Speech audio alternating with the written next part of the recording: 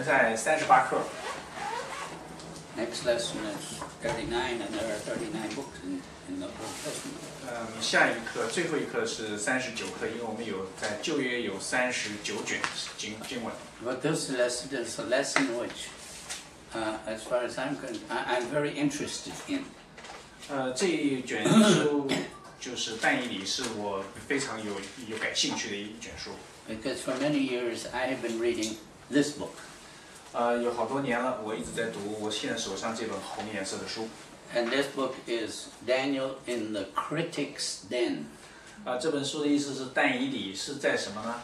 是在这个不是在狮子坑里，而是在批评家的坑里面，在这个指责批评的坑里面。Not Daniel in the lion's den, but in the critic's den. 他不是在狮子坑里，而是在批评家的坑里面。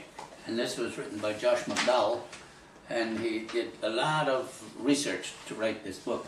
这个作者叫徐马道，他花了很多的时间找证据来看这个但以理书的这么多批评家对但以理书的批评到底是真是假。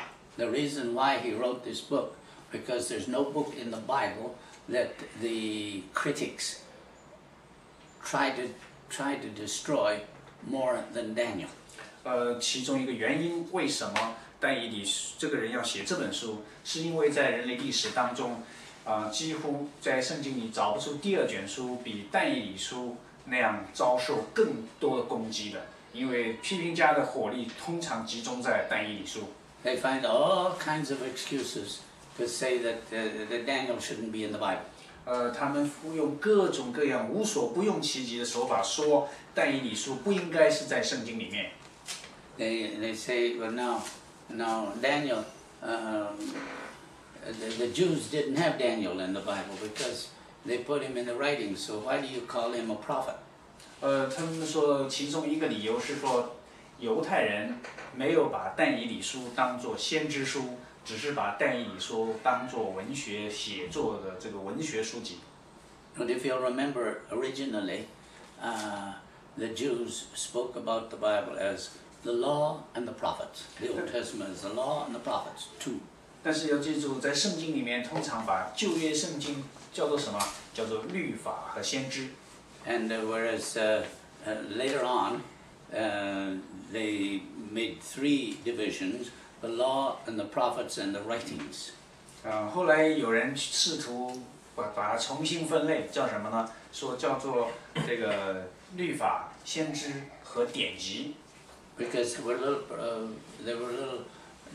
a little difficult for them to put the Psalms in either the law or the prophets. 这其中一个原因是因为什么呢？比方说像智慧书籍，像诗篇，他们很难把它放在是律法书，还是把它放在先知书，所以他们把它称作叫智慧文学书。But now Daniel is a book that is written differently than the other prophets. 但是但以理书确实是跟其他的先知书相比它的写作的风格是完全不同。And all the other prophets, Isaiah, Jeremiah, Ezekiel, and the other prophets, God called them and gave them a message for a certain group of people. 大家知道，像耶利米书、以赛亚书、以西结书这一类的先知书，他们都是什么呢？神给他们一个特定的一个人群，一个特定的信息，带给一群特定的人，很清楚告诉说，这是耶和华要我传递给你们的先知信息，是给你们的。But Daniel wasn't like that. Daniel was a prisoner, exiled to Babylon. 但是但以理书不一样，因为作者但以理呢，是他自己就是个囚犯，然后就被流放到这个巴比伦去了。And Daniel and his three friends purposed in their hearts that they would not defile themselves in this other country.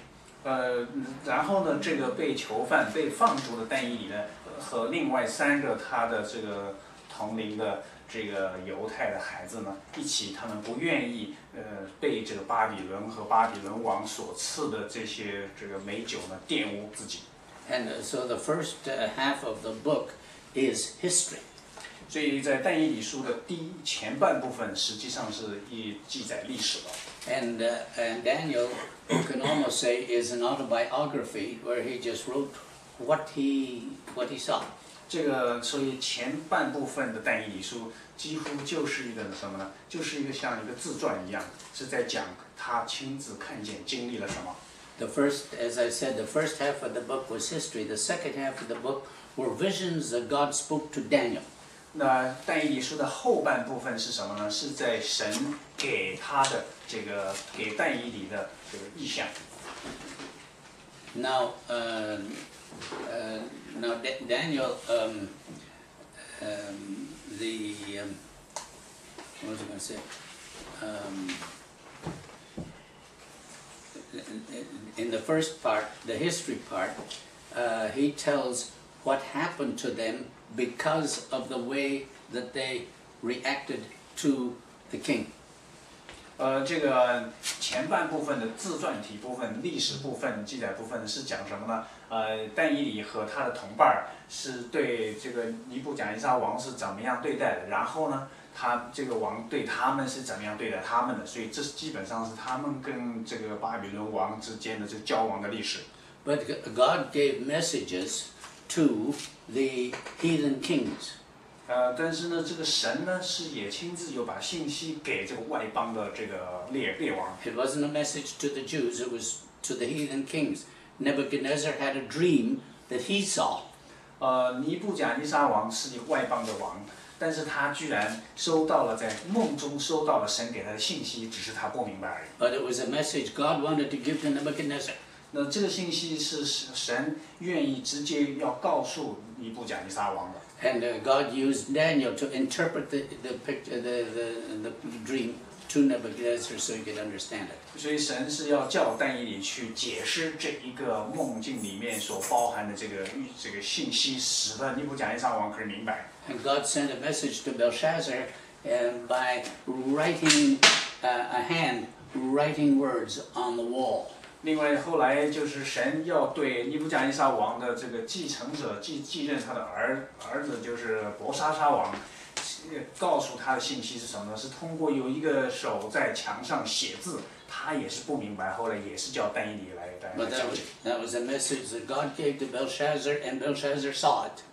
所以那个信息呢是神要给伯沙沙王的，那伯沙沙王确实看见了。Daniel had to interpret it for him, but the message was sent to Belshazzar. 尽管但以理必须要去最后帮他做解释，但是呢，至少有一点是什么？就是他是这个信息，我们知道是耶和华直接要给要给伯沙沙王的，给这些外邦的神了，外邦的王了。So you see, Daniel is different from the other prophetic books in the Bible. 所以这部分也成为但以理书跟其他的先知书非常不同的地方。And then the second half of the book talks about the visions that Daniel himself saw, which talks about distant history, what was going to happen in the distance. 那这个是第二部分，是但以理书的第二部分是什么呢？就是神给但以理看见很多的意象，这些意象是讲有近有远的这个人类人类将来要经历的事情，所以等于但以理通过这些意象是看见了人类的未来。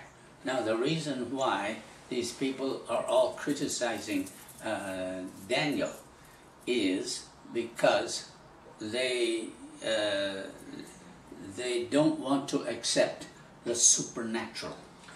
之所以这些批评家、这些指责的声音是要攻击但以理书前所未有的攻击，是因为他们不相信有超自然的能力。And anti-supernatural, being against supernatural, is no way to critique a writing. 所以很显然，如果说你是一个反对超自然，你有预设的立场，你不相信有超自然的神，然后呢，你现在又开始用这种的前提条件，用这种前设去责备、去指责和去批评圣经里面的这个像这个但以理书的时候，那